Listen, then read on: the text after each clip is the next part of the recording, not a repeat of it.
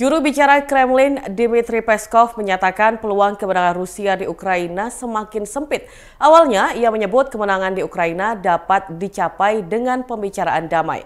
Namun pada Senin 13 Maret 2023, Peskov menegaskan tujuan Rusia hanya dapat dicapai dengan cara militer. Menurut Peskov, tujuan Rusia tetaplah sama, yakni meraih kemenangan di Ukraina.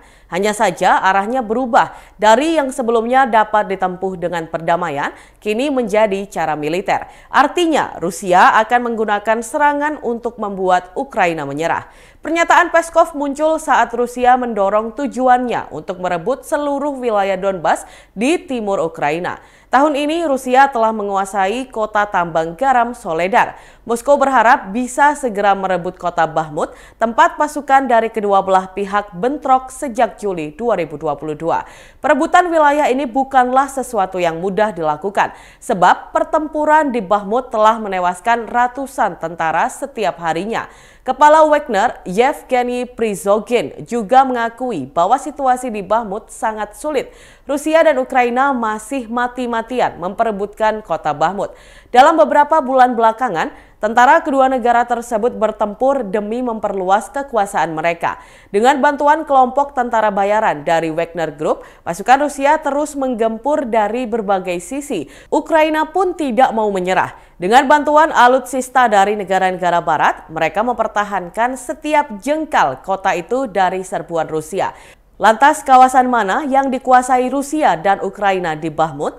Menurut laporan intelijen Inggris yang dikutip VOA, Rusia melalui Wagner Group berhasil menguasai bagian timur kota Bakhmut. Sementara itu, pasukan Ukraina memegang kendali bagian barat kota itu.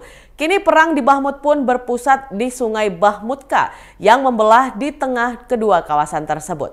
Di wilayah ini, pasukan Ukraina terus mempertahankan wilayah dengan menghancurkan jembatan utama sungai guna menyulitkan Rusia memasuki kawasan barat. Beberapa penembak jitu Ukraina juga tidak henti-hentinya bersiaga menembak dari gedung-gedung berbenteng di kawasan barat. Kawasan terbuka yang terbentang di antara kedua kawasan itu pun menjadi zona mematikan, sehingga sangat menantang bagi pasukan Wagner untuk melanjutkan serangan langsung ke arah barat.